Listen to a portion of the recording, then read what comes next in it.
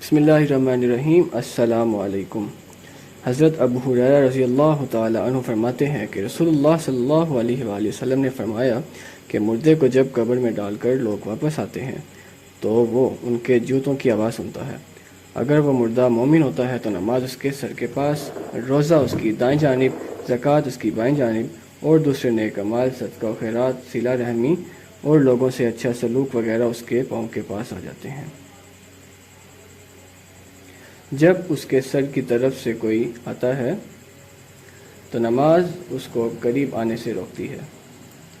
اس کی دائیں جانب کو آتا ہے تو روزہ اسے اپنے قریب آنے سے روکتا ہے اور آڑ بن جاتا ہے، اور جب بائیں جانب سے کوئی آتا ہے تو زکوٰۃ مانع بن جاتی ہے اور اس کو قریب آنے سے روکتی ہے۔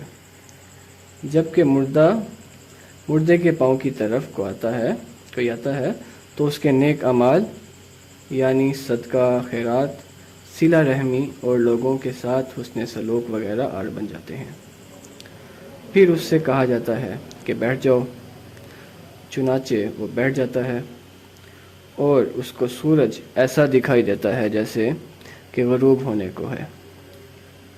پھر اس سے کہا جاتا ہے کہ تم اس شخص کے بارے میں جو تم میں مبعوث ہوا تھا کیا کہتے ہو اور اس کے متعلق کیا گواہی دیتے ہو؟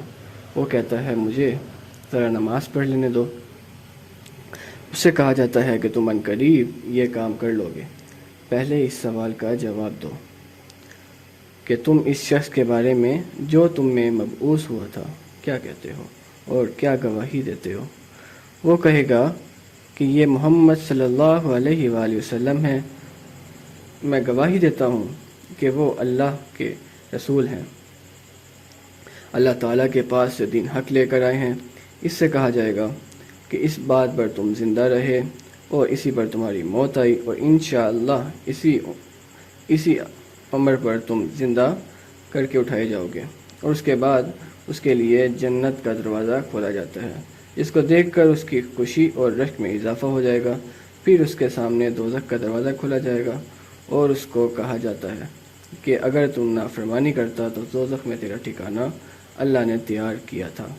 اس کو دیکھ کر اس کی خوشی اور رشک میں اضافہ ہو جاتا ہے اور اس کے لیے قبر 70 ہاتھ کشادہ کر دی جاتی ہے اور منور کر دی جاتی ہے، اور دوبارہ اس کا جسم پہلی حالت میں لوٹا دیا جاتا ہے اور اس کی روح کو عمدہ اور پاکیزہ خوشبو میں رکھ دیا جاتا ہے، یعنی ان پرندوں کے پیٹ میں جو جنت کے درختوں پر چڑھتے پھرتے ہیں۔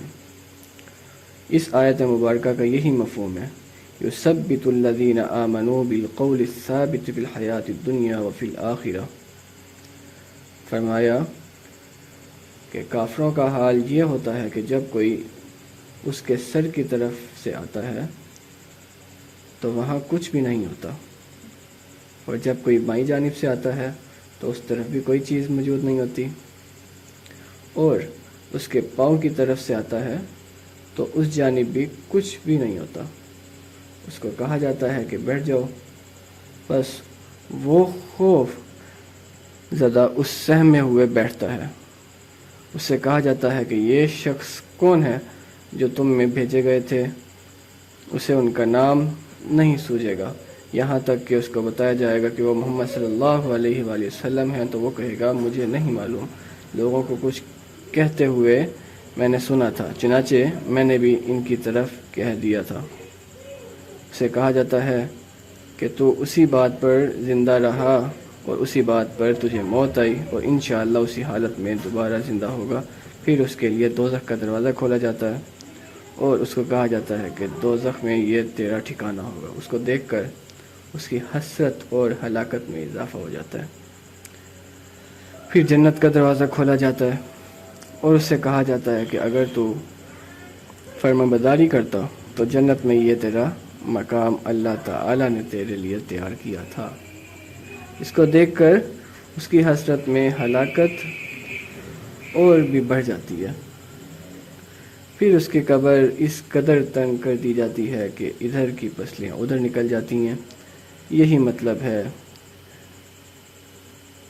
جس کا اس فرمان خداوندی میں ذکر آیا فَإِنَّ لَهُ مَعِيشَةً ضَنْكًا وَنَحْشُرُهُ يَوْمَ الْقِيَامَةِ أَعْمَىٰ، مطلب یہ ہے کہ جو شخص میری اس نصیحت سے اعراض کرے گا تو اس کے لیے تنگی کا جینا ہوگا۔